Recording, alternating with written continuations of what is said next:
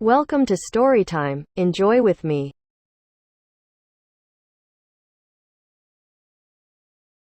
As the Inspector Said, by Syril Hare.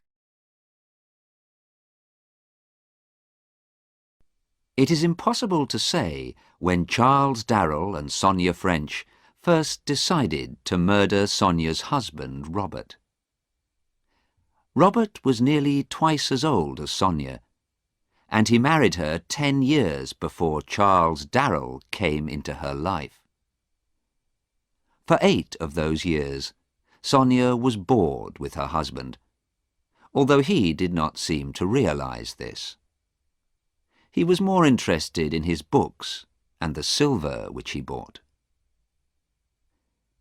Sonia and Charles were lovers for 6 months before things became difficult. People were beginning to talk, and it could not be long before Robert found out about them. "Robert will never give me a divorce," thought Sonia, "and Charles and I have no money of our own." But Sonia knew that Robert's silver alone was worth enough money to make life very comfortable for her and Charles. By a strange accident, it was a policeman who gave them the idea for their murder plan. The inspector made a surprise visit to the French's house one evening. Charles was also there. He often came in for a drink. "There have been several burglaries near here," the inspector told Robert, "and we haven't caught the burglar. We know who he is, and it can't be long before we catch him, but we're very worried. He carries a gun, and we're almost sure he has killed a man. Now, this house is in a very lonely place. Mr. Darrell is your only neighbour. You also have a lot of valuable silver." "What are you trying to say?" asked Robert. "I'm saying that it's sensible to be careful," said the inspector. "Very careful. Why not put your silver in the bank until the burglar is caught?" "I don't want to do that," said Robert. The inspector tried not to sound angry. "Well, I have warned you, sir," he said. "Please remember that." The inspector left, and Charles said, "The inspector didn't warn me. He knows I've nothing worth stealing. But if this gunman does visit me, he'll be sorry. I have a gun, and I won't think twice before using it." He was tall and strong, and Sonia thought he was very good-looking, and she did not try to hide her feelings. "I feel sorry for the burglar who tries to frighten you, Charles," she said. 3 nights later, Sonia was lying awake in her bed. Robert was asleep.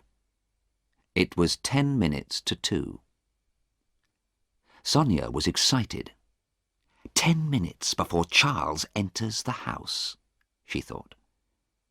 It was 10 long minutes. And then she heard a noise. Glass breaking, followed by the sound of a window as it was pushed up. Robert did not wake up. Sonia waited until she heard the sound of Charles climbing through the open window.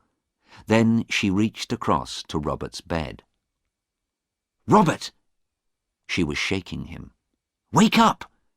There's somebody downstairs!"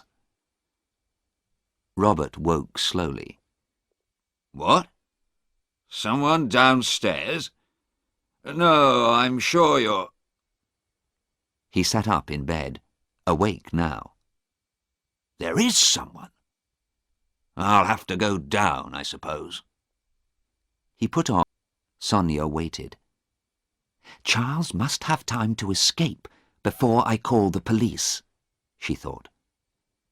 She put on her bedside light and got out of bed. Now it was all over, she felt strangely calm. She knew what she was going to say to the police. How soon could she marry Charles? 6 months from now? They could go to Venice for a holiday after they were married. She had always wanted to see Venice. Then the door opened, and Robert walked in. For a long moment, Sonia could only look at him, her stomach sick with fear. He looked back at her, silent, white-faced and untidy, but alive. What happened?" she said. "He got away," said Robert.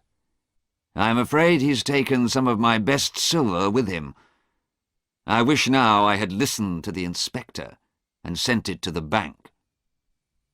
"But I heard a gun," said Sonia. "I thought You're not hurt, Robert?" "No, Sonia, I'm not hurt," said Robert. "But I have some bad news. It's Charles. I think the dear, brave man was watching the house and followed the burglar in, to try and help us. He's at the bottom of the stairs. I'm afraid there is nothing that we can do for him." Sonia fell forwards, her eyes closing, and Robert caught her. He carried her to the bed, then went downstairs. When he reached the bottom, he had to step over the body. He did this calmly, stepping around the blood on the carpet. But when he walked into the room where he kept his silver, he wanted to cry.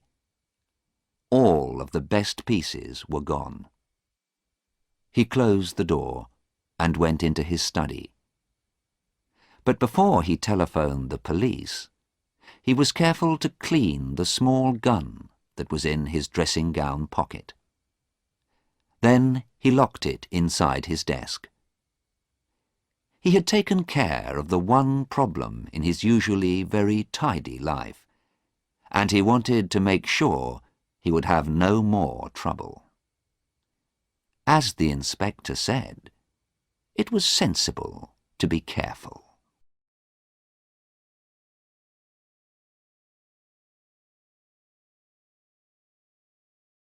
The end.